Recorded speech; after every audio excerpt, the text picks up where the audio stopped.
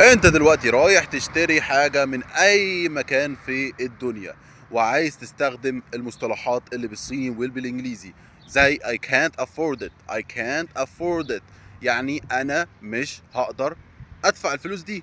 I can't afford it. هتقولها ازاي بالصيني؟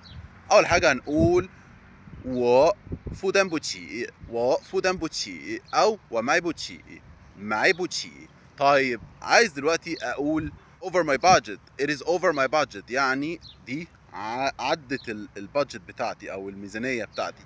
هقول 超出我的预算超出我的预算يعني over my budget. طب انا فقير يا سيدي، انا انسان فقير 我很穷 I'm poor 我很穷。